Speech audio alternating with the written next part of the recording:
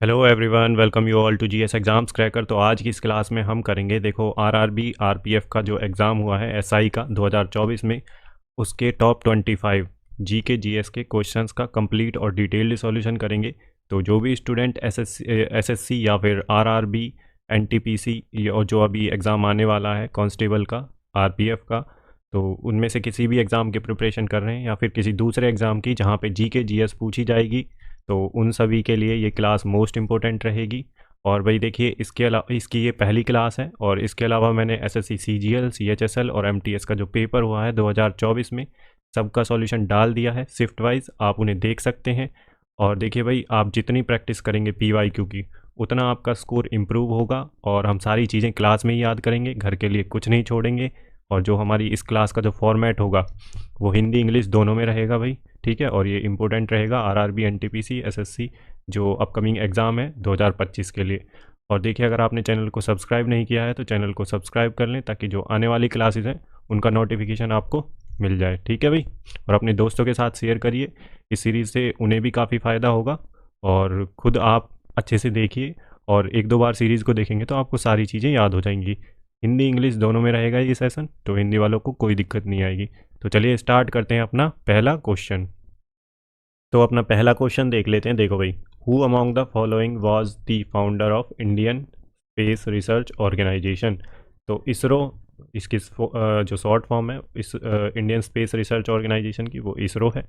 तो निम्नलिखित में से कौन भारतीय अंतरिक्ष अनुसंधान संगठन इसरो के संस्थापक थे। तो आपको बताना है, ये बड़ा ही आसान क्वेश्चन है।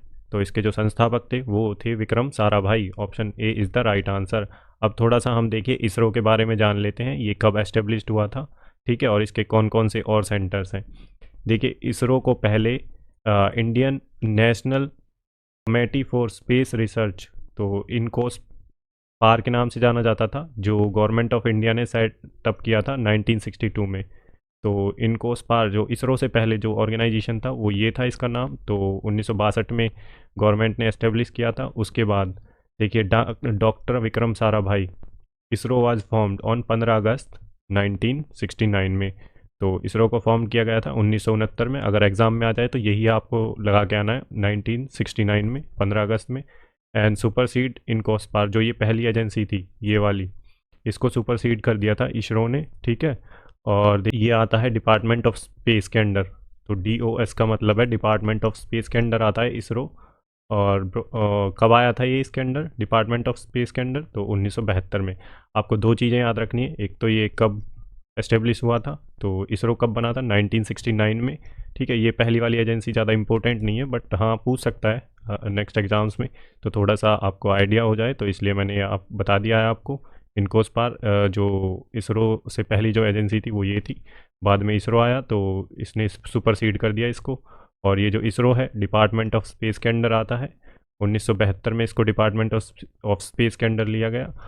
और देखिए भाई, और इसके जो फाउंडर थे वो थे विक्रम साराभाई। तो इसरो के हेडक्वार्टर जो है इसरो का, वो है बेंगलोर में, ये ध्यान रखना है, आपको पूछा जा चुका है। और देखिए, इसरो के कुछ और सेंटर्स हैं, स्पेस सेंटर्स, उनके बारे में देख लेते हैं। देखो, जो विक्रम साराभाई स्पेस सेंटर है वो है तिरुवनंतपुरम केरला में, याद रखना है, पूछा जा चुका है। और सतीश धवन स्पेस सेंटर ये है श्रीहरिकोटा में, आंध्र प्रदेश में, ठीक है। और ये पहला वाला है केरला में। और जो मेन हेडक्वार्टर है इसका ये है बेंगलोर में, ठीक है। स्पेस एप्लीकेशन सेंटर ये है अहमदाबाद गुजरात में। और नेशनल रिमोट सेंसिंग सेंटर ये है हैदराबाद में, ठीक है भाई। इतनी ये चारों सेंटर्स आपको याद रखने हैं। इसके अलावा देखिए, जो होमी जे बाबा जो है, देखिए, Bhabha establish the Tata institute of fundamental research. तो अगर ये आ जाए डॉक्टर होमी जे बाबा, तो इन्होंने एस्टेब्लिश किया था जो Tata institute of fundamental research है, TIFR, 1945 में। And the atomic energy establishment Trombay, तो इन्होंने 1954 में एस्टेब्लिश हुआ था ये एटॉमिक एनर्जी एस्टेब्लिशमेंट ट्रॉम्बे। और उसके बाद जो ये था एटॉमिक एनर्जी एस्टेब्लिशमेंट ट्रॉम्बे, इसको रीनेम कर दिया गया भाभा एटॉमिक रिसर्च सेंटर, ठीक है भाई। इतना आपको ध्यान रखना है, इनके नाम पर ही रख दिया गया था बाद में ये सेंटर, जो ये था एटॉमिक एनर्जी एस्टेब्लिशमेंट ट्रॉम्बे वाला, ठीक है, 1954 में एस्टेब्लिश हुआ था। ये दोनों इंस्टीट्यूट आपको याद रखने हैं, ये दोनों डॉक्टर होमी जे बाबा ने एस्टेब्लिश करे थे। इसके बाद जो ये वाला है एटॉमिक एनर्जी एस्टेब्लिशमेंट ट्रॉम्बे, इसका नाम चेंज करके बाबा एटॉमिक रिसर्च सेंटर कर दिया गया। ठीक है, doctor APJ Abdul Kalam missile man है इंडिया के। ठीक है, सतीश धवन सेंटर, ये आपको ध्यान रखना है। इतनी चीज़ें ही काम की हैं, आपसे जो पूछेगा इतना ही पूछेगा, इससे बाहर नहीं पूछेगा इसरो में। ठीक है, नेक्स्ट क्वेश्चन देख लेते हैं अपना, question number second. According to, देखिए हिंदी वालों को भी बड़े अच्छे से समझ आ रहा है और थोड़ी बहुत इंग्लिश देखिए आनी चाहिए आपको, इतनी वोकेबलरी तो है ना, ये तो बिल्कुल इजी है, बेसिक वोकेबलरी है ये, तो इतना तो आना चाहिए आपको। बाकी मैं आपको ऐसी कोई चीज़ नहीं होगी जो आपके समझ नहीं आएगी क्वेश्चन में। क्वेश्चन सेकंड कह रहा है, according to the Indian meteorological department IMD which season can be observe from October to December. तो भारतीय मौसम विज्ञान विभाग IMD के अनुसार अक्टूबर से दिसंबर तक कौन सा मौसम देखा जा सकता है। तो IMD ने जो अक्टूबर से दिसंबर तक है उस मौसम को कैसे वो किया है, डिवाइड किया है, ऑब्जर्व किया है उस मौसम को। तो ये कौन सा मौसम होता है IMD के अनुसार अक्टूबर से दिसंबर तक, तो ये होता है पोस्ट मानसून। तो IMD की क्लासिफिकेशन है, जो अक्टूबर से दिसंबर तक जो मौसम रहता है उसे पोस्ट मानसून की कैटेगरी में आता है। अब देखिए जो दूसरे हैं इनके बारे में भी देख लेते हैं। जो विंटर का है IMD के अनुसार वो दिसंबर से और अर्ली अप्रैल तक आता है। और जो समर का है प्री मानसून जिसे बोलते हैं, मानसून से जो पहले का होता है, वो है अप्रैल से लेके और जून मंथ तक। ठीक है, April to July in north western India. और अगर नॉर्थ वेस्ट इंडिया की बात करें, ये वाला जो पार्ट है, ये वाला जो पार्ट है भाई इंडिया का, ये वाला है ना नॉर्थ ईस्ट वाला जो पार्ट है, आपको समझाने के लिए बना रहा हूँ मैं, है ना। तो ये वाला जो पार्ट है नॉर्थ ईस्ट वाला, इसमें अप्रैल से जुलाई तक है, जो ये प्री मानसून है। बल्कि जो साउथ ये वाला जो सेंट्रल इंडिया का पार्ट है और नॉर्थ इंडिया में, इसमें होता है अप्रैल टू जून में। तो IMD की क्लासिफिकेशन में प्री मानसून का आपको ध्यान रखना है। नेक्स्ट एग्जाम में पूछ सकते हैं, विंटर का पूछ सकते हैं, जो अभी कांस्टेबल का एग्ज़ाम आने वाला है RPF का, उसके लिए आपके लिए ये क्लास मोस्ट इंपॉर्टेंट रहेगी। ठीक है, तो the monsoon and rainy season, और रेनी सीजन जो होता है वो जून से सितंबर तक IMD की क्लासिफिकेशन में है ये। तो जून से सितंबर तक कौन सा रहता है, तो मानसून सीजन रहता है। तो मैंने आपको चारों बता दिए हैं, अब कोई सा भी पूछ ले एग्ज़ाम में तो हम करके आएंगे। वैसे भी आपने देखा होगा ना मौसम के हिसाब से प्री मानसून कब रहता है, पोस्ट मानसून, या फिर विंटर कब रहता है, मानसून कब है। तो ये सारी चीज़ें तो आपको पता भी है वैसे भी। ठीक है, बाकी एग्जैक्ट क्लासिफिकेशन मैंने आपको बता दिया है, ध्यान रखें आप। नेक्स्ट क्वेश्चन देख लेते हैं अपना, question number third. Which of the following species of catfish was first discovered in the state of Arunachal Pradesh in March 2023। तो कैटफिश की निम्नलिखित में से किस प्रजाति को पहली बार मार्च 2023 में अरुणाचल प्रदेश राज्य में खोजा गया था। तो ये कौन सी थी स्पीसीज कैटफिश की, तो फिश की कैटेगरी है ये कैटफिश। तो ये कौन सी इसकी जो स्पीसीज है जो मिली थी अरुणाचल प्रदेश में, तो ये थी एक्जोस्टोमा धिरेती। तो ये option C is the right answer. अब देखिए जो ये स्पीसीज़ है कैटफिश की, ये जीनस एक्जोस्टोमा की है। और ये स्मॉल फिश लोकली कार्ड, इसे जो लोकली कहते हैं वो नगोरंग कहते हैं, इस नाम को आप ध्यान रखें। ठीक है, तो ये नगोरंग पूछ लेगा किसकी स्पीसीज़ की प्रजाति है, ये किसका नाम है, तो ऐसे पूछ सकता है एग्ज़ाम में। तो नगोरंग फिश है, कैट फिश है। ठीक है, ट्राइबल पीपल्स वहाँ के इसे नगोरंग बोलते हैं। The new species has been named एक्जोस्टोमा धिरेटी after the Dhriti Banerjee, the first women director of zoological survey of India. तो इसका नाम जो एक्जोस्टोमा धिरेटी रखा गया है, किसके नाम पर रखा गया, तो धिरेटी ये बनर्जी जो कि पहली वुमेन थी जो डायरेक्टर थी जूलॉजिकल सर्वे ऑफ इंडिया की, उसके नाम पर रखा गया है। और it was found in Sikiang stream, Sikiang जो स्ट्रीम है, tributary of Siang river, Siang river की जो ट्रिब्यूटरी है सिकिंग स्ट्रीम, तो उसके अपर सियांग डिस्ट्रिक्ट में अरुणाचल प्रदेश में मिली है ये। तो बस आपको इतना ये याद रखने की ज़रूरत नहीं है, बस इतना याद रख ले कहाँ मिली है और किसके नाम पर है ये। और धृति बनर्जी जो कि पहली वुमेन डायरेक्टर थी जूलॉजिकल सर्वे ऑफ इंडिया की, और इसका नाम है नगोरंग जो ट्राइबल पीपल बोलते हैं। इतना आपको ध्यान रखना है। ठीक है भाई, नेक्स्ट क्वेश्चन देख लेते हैं अपना, question number fourth. Asif Ali Zardari who took oath as a Pakistan 14th president in March 2024, replaced who among the following. तो मार्च 2024 में पाकिस्तान के 14वें राष्ट्रपति के रूप में शपथ लेने वाले आसिफ अली जरदारी निम्नलिखित में से किसकी जगह ली है उन्होंने। तो आसिफ अली जो जरदारी हैं 14th प्रेसिडेंट जो पाकिस्तान के बने हैं मार्च 2024 में, तो उन्होंने किसको रिप्लेस किया है, तो आरिफ अलवी को रिप्लेस किया है। Option C is the right answer. Shahbaz Sharif अभी वहाँ के पीएम हैं। ठीक है भाई, नेक्स्ट क्वेश्चन देख लेते हैं अपना, question number 5th। Which of the following NABARD distribute subsidiary sets an objective to provide credit facilities to individuals and other legal entities।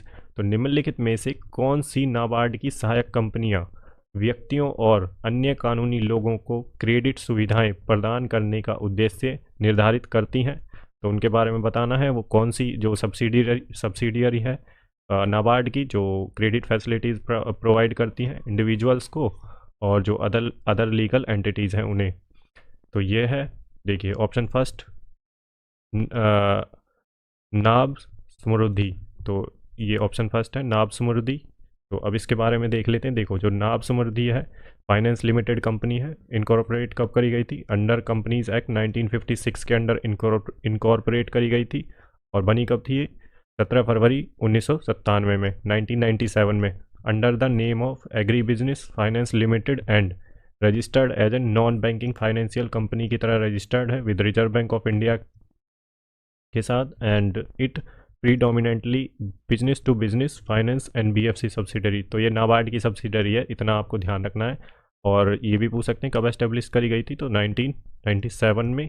ठीक है, और name of agri business finance limited registered है। और इसको कैसे रजिस्टर्ड है, नॉन बैंकिंग फाइनेंशियल कंपनी की तरह रजिस्टर्ड है आरबीआई के पास, और सब्सिडरी है नाबार्ड की। और ऑब्जेक्टिव क्या है इसका, देखिए provide credit facilities to the legal entities for promotion expansion and commercialisation and modernisation in non farm activities जो होती हैं उनके प्रमोशन, एक्सपेंशन, कॉमर्शियलाइजेशन और मॉडर्नाइजेशन के लिए, including micro finance, MSME, housing, education and transport, इन सब के लिए क्रेडिट फैसिलिटीज़ प्रोवाइड करती है इंडिविजुअल्स के लिए और लीगल एंटिटीज़ के लिए। अब देख लेते हैं नाबार्ड।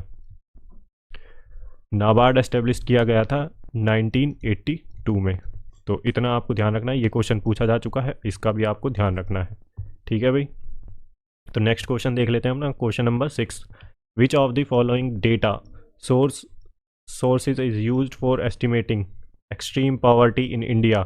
तो भारत में अत्यधिक गरीबी का अनुमान लगाने के लिए निम्नलिखित में से किस डेटा स्रोत का उपयोग किया जाता है। तो एक्सट्रीम पॉवर्टी को मेज़र करने के लिए तो किससे पता लगाया जाता है, तो ये है household consumer expenditure survey. तो option first is the right answer. अब जो household consumer expenditure survey है, देखो the national sample survey office जो एनएसएसओ है, आपको ध्यान रखना है, ये रिलीज द जो household consumer expenditure survey है इसने 2022-23 में रिलीज़ किया है। After a gap of 10 year, 10 साल के बाद रिलीज़ किया है। सिंस द लास्ट सर्वे 2011-12 में हुआ था।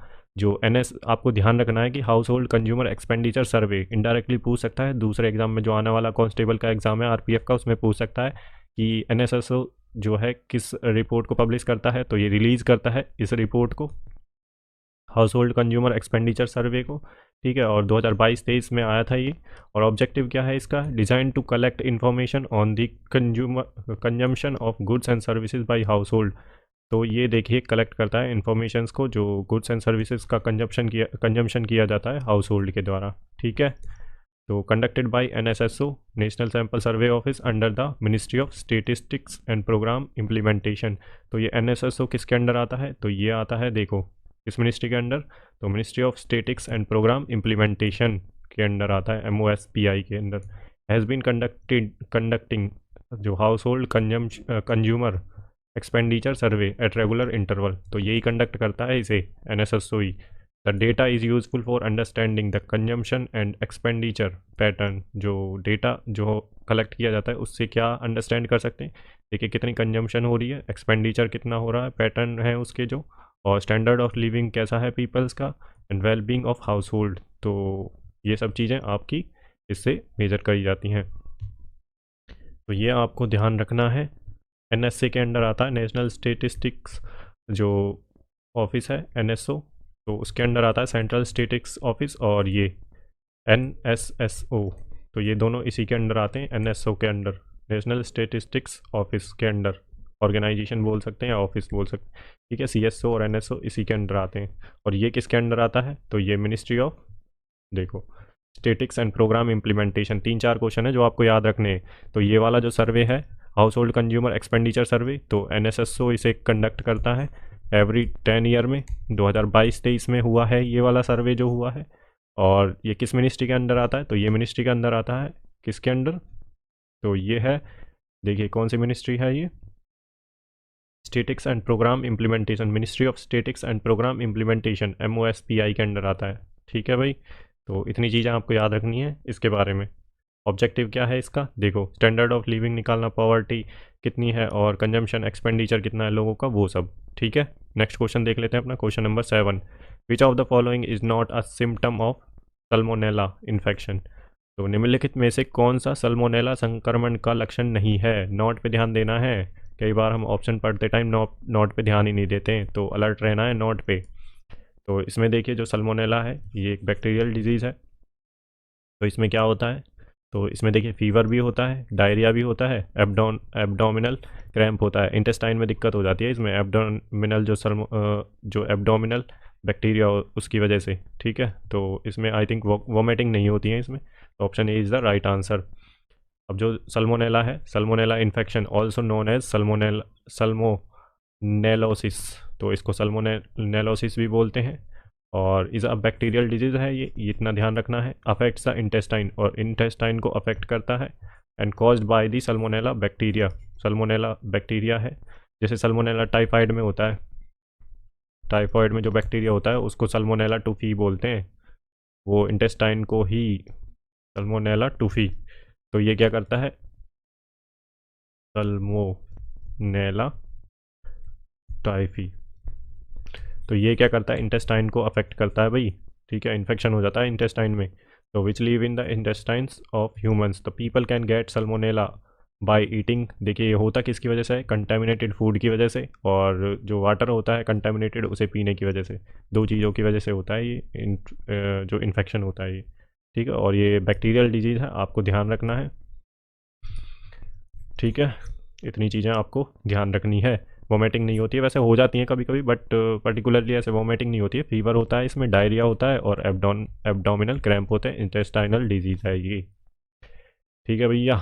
नेक्स्ट क्वेश्चन देख लेते हैं अपना, question number 8, which of the following statement is true about the animal birth control rule 2023 notified by the central government in April 2023। तो निम्नलिखित में से कौन सा कथन केंद्र सरकार द्वारा अधिसूचित पशु जन्म नियंत्रण नियम 2023 के बारे में सत्य है, जो कि अप्रैल 2023 में आया था। तो इसके बारे में क्या सत्य है, तो देखिए इसका जो आंसर है वो है, local bodies are allowed to conduct the animal birth control programme but only through Animal welfare Board of India recognised organisation. तो लोकल बॉडीज़ कंडक्ट कर सकती हैं एनिमल बर्थ कंट्रोल प्रोग्राम को, बट जो एनिमल वेलफेयर बोर्ड है उसके द्वारा जो रिकॉग्नाइज ऑर्गेनाइजेशन है वो ही इसकी परमिशन दे सकते हैं, उसके थ्रू ही। अब देखो ये ऑप्शन हमारा सही है, ऑप्शन बी जो राइट आंसर है। हिंदी वालों के लिए देखो मैंने दे दिए हैं, आपको हिंदी में भी बता दिया है, तो आप इधर देख सकते हैं, option B is the right answer. स्थानीय निकायों को पशु जन्म नियंत्रण कार्यक्रम आयोजित करने की अनुमति है, लेकिन केवल भारतीय पशु कल्याण बोर्ड द्वारा ही मान्यता प्राप्त संगठनों के माध्यम से। तो option B is the right answer. अब देखिए ऑप्शन सी तो वैसे ही एलिमिनेट कर लेंगे। देखिए state government are allowed to formulate guidelines on how to deal with humans and stray dog conflict की तो बात ही नहीं होगी इसमें, तो एनिमल बर्थ कंट्रोल जो रूल है उसको बताना है, तो ये ऑप्शन एलिमिनेट कर देंगे। और the only the state government are allowed to carry animal birth control, तो ओनली स्टेट गवर्नमेंट, भाई दूसरे ऑर्गेनाइजेशन भी तो कर सकते हैं ना, तो ये वाला भी एलिमिनेट हो जाएगा। State government can choose any government veterinary hospital to implement the animal birth control जो प्रोग्राम है। एनी वेटनरी हॉस्पिटल को थोड़ी ना भाई को बर्थ कंट्रोल रूल्स में इंक्लूड करेंगे, ठीक है, ये थोड़ी ना करेगा भाई इसका वो तो ऑप्शन बी ही हमें सबसे राइट आंसर लग रहा है। अपनी सूझबूझ और समझ के हिसाब से जब आपकी इंट्यूशन डेवलप हो जाएगी, प्रैक्टिस करेंगे, तो आपको ये चीज़ें पता लग जाएंगी। ठीक है, तो जो आपकी पॉजिटिव स्टेटमेंट होती है मोस्टली वही सही होती है, जो नेगेटिव स्टेटमेंट होती है वो आपको ऑप्शंस में दी जाएंगी। तो जितना आप प्रैक्टिस करेंगे PYQ की क्वेश्चंस की, उतना आपको पता लग जाएगा एग्जामिनर का माइंड सेट भी। ठीक है भाई, तो हम बेस्ट सॉल्यूशन कर रहे हैं। अपने को देखना है एलिमिनेशन भी कैसे कर सकते हैं अगर हम पे नहीं आता है क्वेश्चन तो, और आंसर भी हमें याद रखना है। ठीक है, चीज़ें भी सीखनी है। नेक्स्ट क्वेश्चन देख लेते हैं, question number 9। In February 2024 the cabinet approved the amendment in the foreign direct investment FDI policy on space sector. According to it, in which of the following subsector 100% FDI through automatic route has been allowed? तो FDI 100% FDI है वो allowed कर दी है automatic route से, तो वो किस sector में करी है? तो देखिए, फरवरी 2024 में कैबिनेट ने अंतरिक्ष क्षेत्र पर प्रत्यक्ष विदेशी निवेश FDI फॉरेन डायरेक्ट इन्वेस्टमेंट नीति में संशोधन को मंजूरी दी। इसके अनुसार निम्नलिखित में से किस उप क्षेत्र में स्वचालित मार्ग के माध्यम से 100% FDI की अनुमति दी गई है? तो किस में दी गई है 100% की FDI की अनुमति? तो ये दी गई है, देखो, manufacturing component and subsystem of satellite. तो option B is the right answer, manufacturing components and subsystem of for satellite. तो उपग्रह के विनिर्माण घटक और उप प्रणाली के लिए 100% जो FDI है फॉरेन डायरेक्ट इन्वेस्टमेंट है वो अलाउड कर दिया है स्पेस सेक्टर में। तो इतना आपको ध्यान रखना है। अभी करंट का क्वेश्चन है, तो अभी जो कांस्टेबल का एग्ज़ाम होने वाला है उसके लिए इंपॉर्टेंट है, SSC का कोई एग्ज़ाम होगा तो भी इंपॉर्टेंट है उसके लिए। ठीक है भाई, तो नेक्स्ट क्वेश्चन देख लेते हैं अपना, question number 10। In which of the following types of forest are the spotted deer founded नहीं है, ये फाउंड है। तो निम्नलिखित में से किस प्रकार के वनों में चित्तीदार हिरण पाए जाते हैं? तो आपको बताना है चित्तीदार हिरण किस फॉरेस्ट में पाए जाते हैं। तो इसका जो आंसर है वो है माउंटेन फॉरेस्ट, जो पहाड़ों वाले फॉरेस्ट होते हैं माउंटेन टाइप के। मैनग्रोव जो मार्सी रीजन्स होते हैं जहाँ पे गंगा ब्रह्मपुत्र डेल्टा बनाती हैं, वो मैनग्रोव फॉरेस्ट है। ठीक है, तो वो ध्यान रखना। डेसिडस फॉरेस्ट दो तरह के होते हैं, मॉइस्ट डेसिडस और ड्राई डेसिडस। ठीक है, ये हमारे सेंट्रल इंडिया में मिलते हैं मोस्टली। और थॉर्नी फॉरेस्ट जो डिज़र्ट फॉरेस्ट होते हैं, डिज़र्ट में मिलते हैं थॉर्नी फॉरेस्ट। ठीक है, तो जो ये मिलता है स्पोर्टेड डियर, ये मिलता है कहाँ पे? तो ये मिलता है माउंटेन फॉरेस्ट में, पर्वतीय जो वन होते हैं उसमें मिलता है। ठीक है भाई, option B is the right answer, याद रखना है आपको। ठीक है, अब आप मुझे बताएंगे हंगुल डांसिंग डियर, हंगुल और डांसिंग डियर कहाँ मिलते हैं?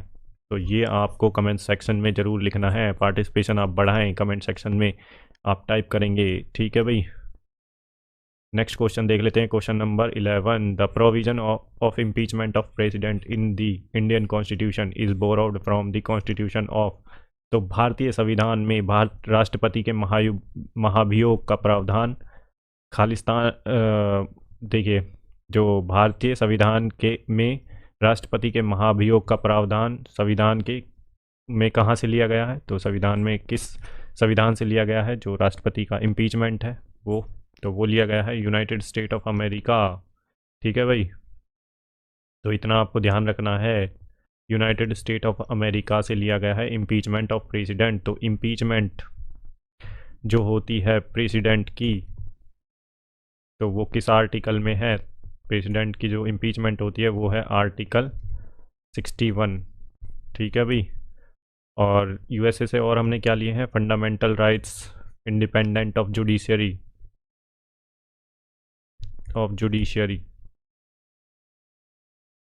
ठीक है, ये ध्यान रखना। कनाडा से हमने लिया है strong federation with strong centre, ये ध्यान रखना है आपको। फेडरेशन विद स्ट्रॉन्ग सेंटर, ये यहाँ से लिया है हमने कनाडा से। ब्रिटेन से लिया है parliamentary system,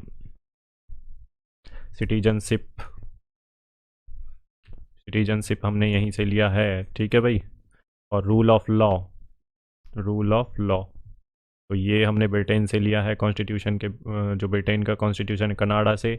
federation with strong centre और देखिए यूनाइटेड स्टेट्स ऑफ अमेरिका से इंडिपेंडेंट जुडिशरी, फंडामेंटल राइट्स और इम्पीचमेंट ऑफ प्रेसिडेंट, और फ्रांस का जो कॉन्स्टिट्यूशन है उससे लिया है लिबर्टी, इक्वालिटी एंड फ्रेटर्निटी। ये जो हमने प्रियम्बल है उसमें लिया है। जो प्रियम्बल है इंडियन कॉन्स्टिट्यूशन का वो फ्रेंच से इससे प्रभावित है। फ्रेंच की लिबर्टी, इक्वालिटी और फ्रेटर्निटी, जो फ्रेंच का रिवॉल्यूशन हुआ था उससे। ठीक है, तो फ्रेंच के कॉन्स्टिट्यूशन से हमने liberty, equality, fraternity, United States से independent of judiciary, fundamental rights, Britain से rule of law, parliament, citizenship, और कनाडा से फेडरेशन विद स्ट्रॉन्ग सेंटर। ठीक है, फेडरेशन का।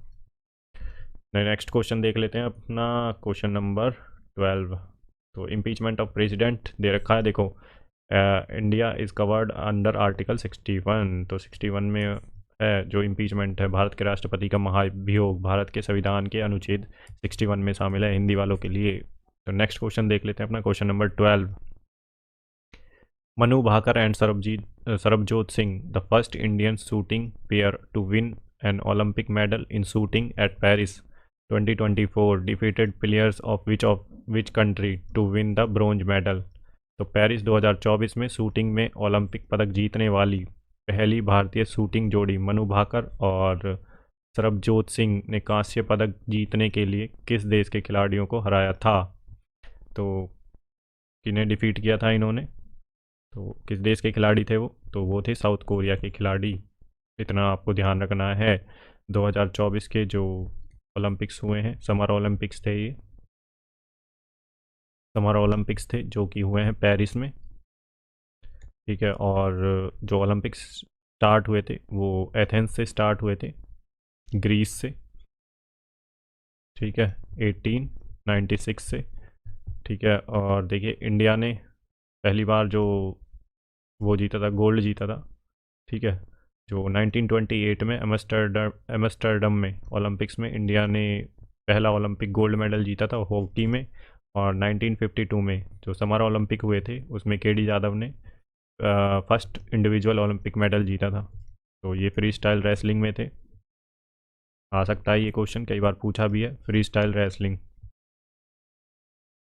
ठीक है भाई, आपको इतना ध्यान रखना है, KD Yadav associated with free style wrestling से हैं। और इंडिया ने पहली बार गोल्ड 1928 में जो हॉकी टीम थी उन्होंने जीता था। और एथेंस में पहली बार जो ये ओलंपिक्स हुए थे, ग्रीस एथेंस में 1896 में। इतनी चीज़ें आपको ध्यान रखनी है।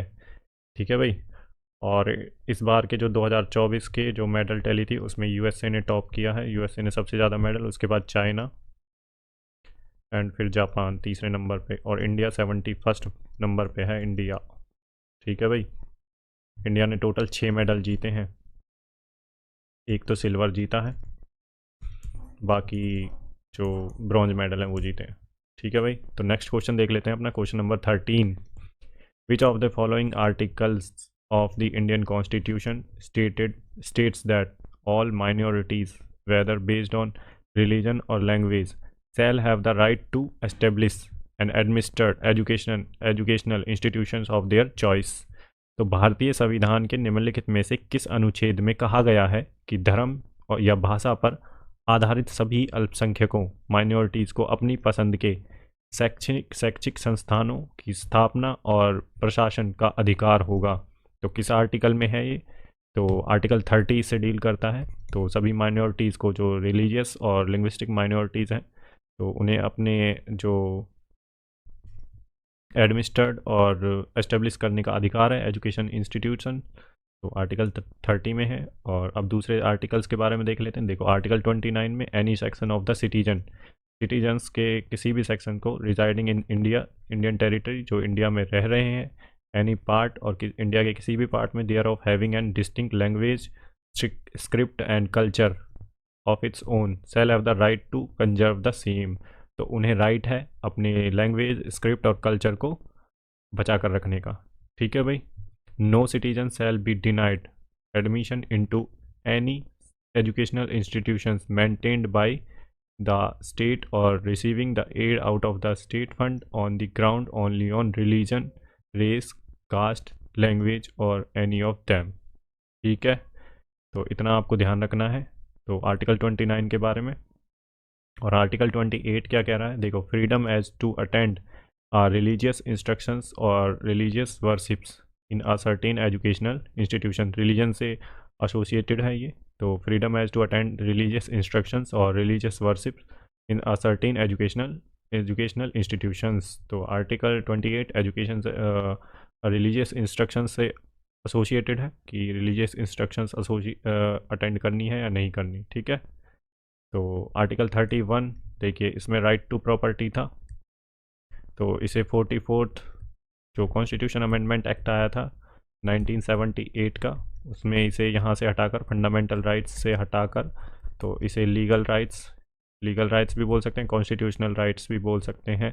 तो इसे पार्ट 12 में और आर्टिकल 300A के अंडर रख दिया गया है, ठीक है भाई। और ये हमने सारे आर्टिकल्स कर लिए हैं, ये 29 भी देख लिया, 30 भी देख लिया और 28 भी देख लिया, 31। तो ये फंडामेंटल राइट्स हैं सारे, 28, 29 एंड 30, ठीक है। ये रिलीजन से रिलेटेड है, इंस्ट्रक्शन से, और ये दोनों हैं जो एजुकेशनल राइट्स हैं, और कल्चरल और एजुकेशनल राइट्स हैं माइनॉरिटी के, उनसे रिलेटेड हैं ये आर्टिकल 29 और 30, ठीक है भाई। तो इसका जो आंसर है वो है ऑप्शन सी, आर्टिकल 30। तो नेक्स्ट क्वेश्चन देख लेते हैं अपना, क्वेश्चन नंबर 14।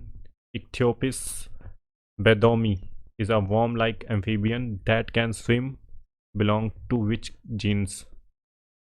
तो इचिथियोपिस बेदोमी एक कीड़े जैसा उभयचर है जो तैर सकता है, किस जीनस से संबंधित है? तो ये आपको बताना है। तो ये किससे संबंधित है? तो ये लिमलेस एम्फीबियन है, option C is the right answer, ठीक है भाई। अंगरहित उभयचर है ये, तो ये हिंदी वालों के लिए है। तो ये तो इक्थियोपिस बेदोमी is a native to southern western Ghats, जो ये वेस्टर्न घाट्स हैं इधर, यहाँ पे ये नेटिव है इसका, और यहीं पे ये मिलता है। और wear it can be found in moist deciduous और एवरग्रीन फॉरेस्ट, तो ये मिल सकता है मॉइस्ट डेसिडस जो फॉरेस्ट होता है और एवरग्रीन जो फॉरेस्ट होते हैं उनमें मिल सकता है ये इक्थियोपिस बेदोमी। और ये याद रखना है आपको, एम्फीबियन है ये, वाटर और वाटर और अर्थ दोनों पे मिल सकता है ये, ठीक है। तो इतना ध्यान रखना है, लिम्बलेस एम्फीबियन है ये। एम्फीबियन का मतलब है जो पानी में भी रह सकते हैं और जो अर्थ है उस पर भी रह सकते हैं, कॉन्टिनेंट पे, ठीक है। दोनों चीज़ें आपको याद रखनी है, एक तो ये क्या है और दूसरा ये किस कैटेगरी में आता है।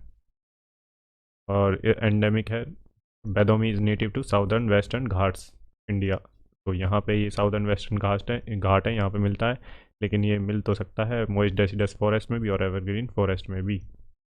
नेटिव है मतलब यहाँ का, जो यहाँ पे ही मिला था ये, जो साउथ वेस्टर्न घाट्स हैं जो, ठीक है। तो ये याद रखना है आपको, option C is the right answer. तो नेक्स्ट क्वेश्चन देख लेते हैं, question number 15। Who among the following was the leader of the Wahabi movement in India? तो निम्नलिखित में से कौन भारत में वहाबी आंदोलन का नेता था? तो ये थे सैयद अहमद बारेलवी, तो ये option B is the right answer. ध्यान रखना है आपको, वहाबी मूवमेंट था जो रिवाइवलिस्ट मूवमेंट था, ये सोशियो रिलीजियस मूवमेंट था और रिवाइवलिस्ट मूवमेंट था, याद रखना है आपको, रिवाइवलिस्ट मूवमेंट था, ठीक है भाई।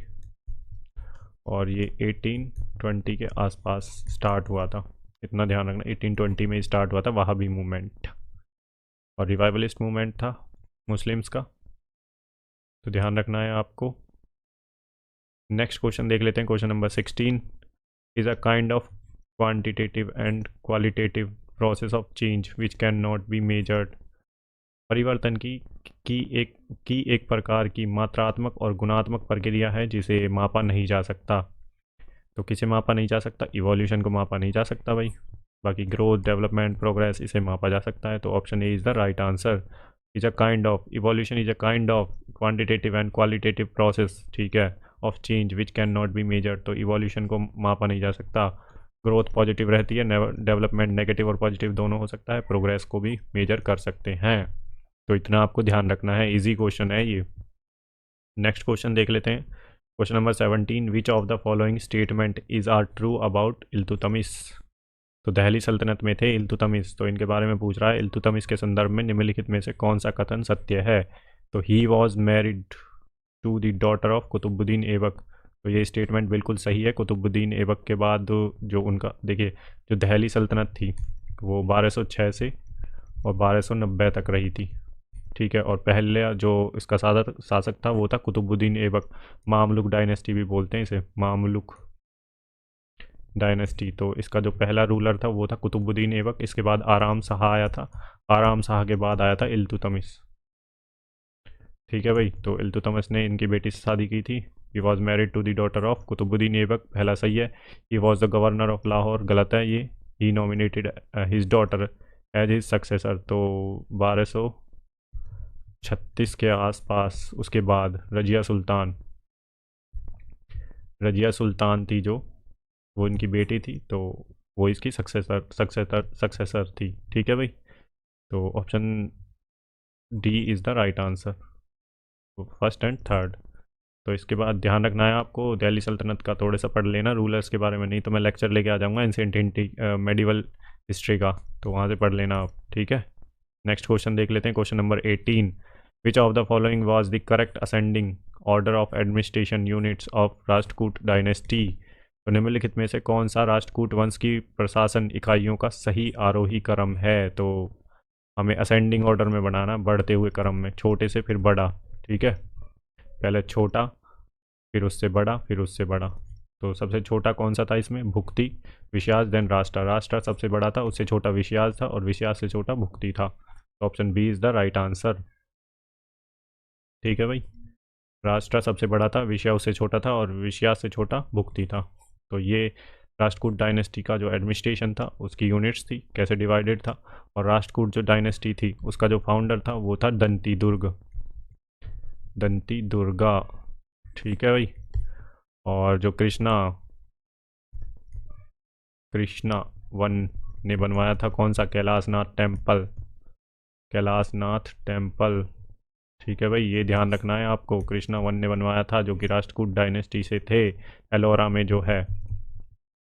और इनकी एडमिनिस्ट्रेटिव यूनिट आपको याद रखनी है, भुक्ति सबसे छोटा था, विषया, फिर उसके बाद राष्ट्र हिंदी वालों के लिए, ठीक है भाई। तो नेक्स्ट क्वेश्चन देख लेते हैं अब अपना क्वेश्चन भी है question number 19, according to the census 2011 which of the following union territories of India has the least population density. तो जनसंख्या 2011 के अनुसार भारत में निम्नलिखित केंद्र शासित प्रदेशों में से किसका जनघनत्व सबसे कम है। तो पॉपुलेशन डेंसिटी सबसे कम किसकी थी, यूनियन टेरिटरी की 2011 के सेंसस के अकॉर्डिंग, तो वो थी अंडमान निकोबार की। तो 46 पर्सन पर किलोमीटर स्क्वायर में, ठीक है।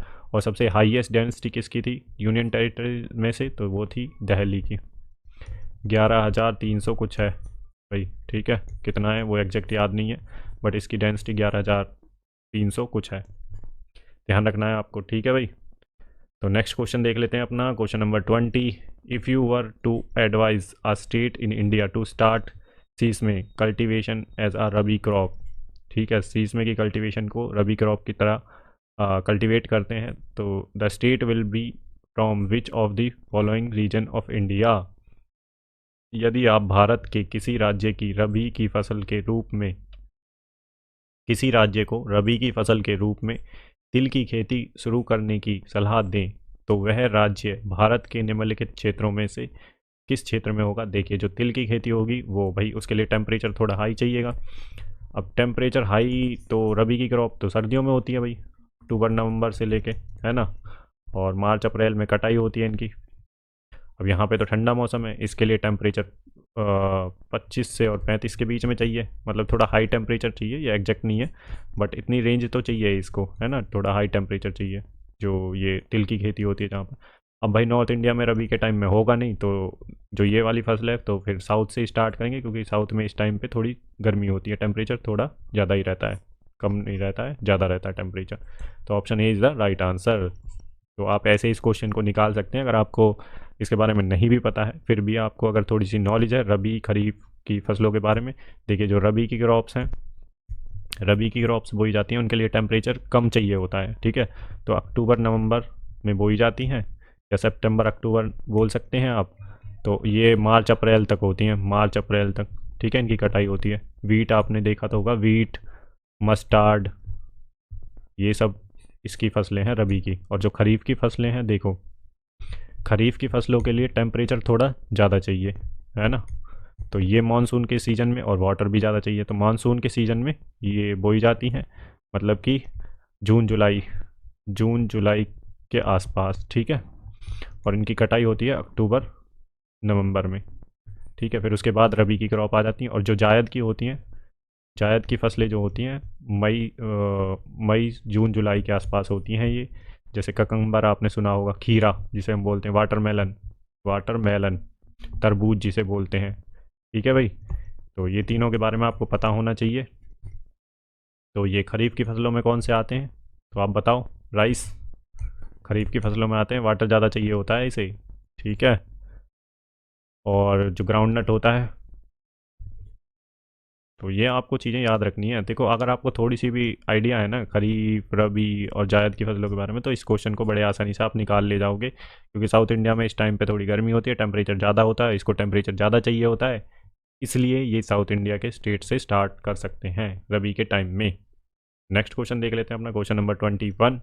The laws of inheritance from the foundation of classical genetics, who among the following first describe the law of inheritance. तो वंशानुक्रम के नियम शास्त्रीय अनुवांशिकी की नींव बनाते हैं। निम्नलिखित में से किसने सबसे पहले विरासत के नियमों का वर्णन किया, तो किसने किया था भाई, तो ये थे Gregor Mendel. Option A is the right answer. आपको याद रखना है, कई सारे क्वेश्चंस में ये पूछा गया है, एग्जाम्स में पूछा गया है कई बार ये वाला क्वेश्चन, तो आपको याद रखना है ये। नेक्स्ट क्वेश्चन देख लेते हैं, question number 22। Which of the following articles of the Indian constitution is related to the controller and auditor general of India. तो कैग से कौन सा आर्टिकल एसोसिएटेड है, तो भारतीय संविधान के निम्नलिखित में से कौन सा अनुच्छेद नियंत्रक और महालेखा परीक्षक से संबंधित है। तो ये तो सबको ही पता होगा ये आर्टिकल भाई, तो ये आर्टिकल है 148। बाकी ये और ये, तो 124 से लेके और 147 तक सारे सुप्रीम कोर्ट से रिलेटेड हैं आर्टिकल्स, ठीक है। तो ये जो हमारा आते हैं, ये आते हैं पार्ट 5 में, ठीक है भाई, पार्ट 5। तो सुप्रीम कोर्ट भी पार्ट 5 में आता है, और जो कैग है ये भी पार्ट 5 में आता है। और आर्टिकल 148 से लेके और आर्टिकल 151 तक ये कैग से रिलेटेड आर्टिकल हैं, आपको ध्यान रखना है, ठीक है भाई। तो नेक्स्ट क्वेश्चन देख लेते हैं अपना, ये सुप्रीम कोर्ट से रिलेटेड है, ये भी सुप्रीम कोर्ट से और ये भी सुप्रीम कोर्ट से। तो आप एलिमिनेट ऐसे कर सकते हो, बाकी यही है जो कैग से रिलेटेड है। सुप्रीम कोर्ट के बाद कैग के आर्टिकल स्टार्ट हो जाते हैं 147 के बाद 148 टू 151। नेक्स्ट क्वेश्चन देख लेते हैं अपना, question number 23। Which of the following articles deals with the language to be used in the parliament. तो निम्नलिखित में से कौन सा अनुच्छेद संसद में उपयोग की जाने वाली भाषा से संबंधित है, तो बताइए आप। तो आर्टिकल 120 जो पार्लियामेंट की लैंग्वेज है उसके बारे में दे रखा है। इसमें देखिए जो है, जो कंडक्ट है जो पार्लियामेंट का, वो कैसे होगा, रूल रेगुलेशंस, इसमें कंडक्ट ऑफ बिजनेस वगैरह है। तो ये सारे जो हैं पार्लियामेंट से ही एसोसिएटेड हैं, ठीक है भाई। तो ये इंपॉर्टेंट आर्टिकल है 120, कई बार पूछा जा चुका है एग्जाम में। तो लैंग्वेज आपको ध्यान रखनी है, ये आर्टिकल याद नहीं रखने, बस आपको इतना पता होना चाहिए कि जो पार्लियामेंट है किस पार्ट में है और आर्टिकल कितने से कितने के बीच में है, ठीक है। तो ये पार्ट 5 में है, ठीक है। और पार्लियामेंट किस में आती है, आर्टिकल 79 में, 7 और 80 में राज्यसभा है और 81 में लोकसभा है। ये 80 में राज्यसभा है, ये पार्लियामेंट है आर्टिकल 79 में। तो इतना ध्यान रखना है। बाकी लैंग्वेज आप ये वाला आर्टिकल याद रख सकते हैं 120, बहुत ज़्यादा याद करने की ज़रूरत नहीं है, चीज़ें भूल जाएंगे, मिक्स हो जाएंगी। तो आर्टिकल 120 लैंग्वेज से एसोसिएटेड है, ठीक है। लैंग्वेज क्या होगी पार्लियामेंट की, हिंदी इंग्लिश पार्लियामेंट, ये आपको ध्यान रखना है। नेक्स्ट क्वेश्चन देख लेते हैं, question number 24। Which of the following Indian musicologist is recognized for his role in organizing and codifying Hindustani classical music, thereby laying the groundwork for modern education of India's musical heritage. तो निम्नलिखित में से किस भारतीय संगीतज्ञ को हिंदुस्तानी शास्त्रीय संगीत के आयोजन और संहिताकरण में उनकी भूमिका के लिए मान्यता प्राप्त है, जिससे भारत की संगीत विरासत की आधुनिक शिक्षा के लिए आधार तैयार किया जा सके? कौन है ये? तो ये हैं ऑप्शन डी, पंडित विष्णु नारायण भतखंडे। ऐसे क्वेश्चन आ चुका है, ये एसएससी में भी पूछा जा चुका है ये भतखंडे वाला क्वेश्चन, पंडित विष्णु नारायण भतखंडे का। तो ये कौन है? म्यूजिकोलॉजिस्ट हैं और हिंदुस्तानी क्लासिकल म्यूजिक से एसोसिएटेड हैं। दोनों चीज़ें आपको याद रखनी है और एग्ज़ाम में बहुत बार रिपीट हुआ है ये क्वेश्चन। ठीक है भाई, तो इसको बिल्कुल रट लें आप इस क्वेश्चन को। नेक्स्ट क्वेश्चन देख लेते हैं, question number 25। An ant bite is acidic in nature, which acid is present in ant bite. तो चींटी का काटना अम्लीय प्रकृति का होता है, चींटी के काटने में कौन सा अम्ल मौजूद होता है? तो आपको बताना है कौन सा अम्ल मौजूद होता है। इतना रिपीटेड क्वेश्चन है ये, तो ये तो सबको ही याद होना चाहिए। तो ये है भाई formic acid, option C is the right answer. Lactic acid जो दही होती है ना, उसमें मिलता है ये। और ऑक्सैलिक एसिड ये मिलता है टोमाटो में, टोमाटो। एसिटिक एसिड तो एप्पल विनेगर और ग्रेप्स में मिलता है। ठीक है, कर्ड बोलते हैं दही को इंग्लिश में, ये आपको ध्यान रखना है। तो यहाँ पे हमारे top 25 questions, top 25 most important questions जो कि किस में पूछे गए हैं? आरपीएफ एसआई का जो एग्ज़ाम हुआ है दिसंबर में, 2 दिसंबर से जिनके स्टार्ट थे 2024 में। ठीक है, एक भी क्वेश्चन नहीं छोड़ेंगे हम, सारे क्वेश्चन करेंगे। 15 शिफ्टों में एग्ज़ाम हुआ है ये, सभी के सभी पूरे क्वेश्चन, एक एक क्वेश्चन। जीएस बिल्कुल अपनी मुट्ठी में रखेंगे हम, जीएस हमसे दूर नहीं जाएगी। और जितना आप रिवाइज़ करेंगे उतना ज़्यादा चीज़ें आपकी एग्ज़ाम में सही होगी। और आप मुझे अपने कमेंट सेक्शन में रिव्यूज़ ज़रूर दें कि आपको क्लास कैसी लगी, अपने दोस्तों के साथ शेयर करें और भाई चैनल को सब्सक्राइब कर लें, ताकि जो आने वाली क्लासेज हैं, ये पहला लेक्चर है इस वाली सीरीज़ का, तो हम एक भी क्वेश्चन नहीं छोड़ेंगे आरपीएफ एसआई का। जो भी बच्चे कांस्टेबल की प्रिपरेशन कर रहे हैं, आरपीएफ जो कांस्टेबल का एग्ज़ाम होने वाला है फरवरी या जनवरी में, तो उन सब के लिए ये क्लास काफ़ी इंपॉर्टेंट रहेगी। पैटर्न आपको पता चल जाएगा कैसा है।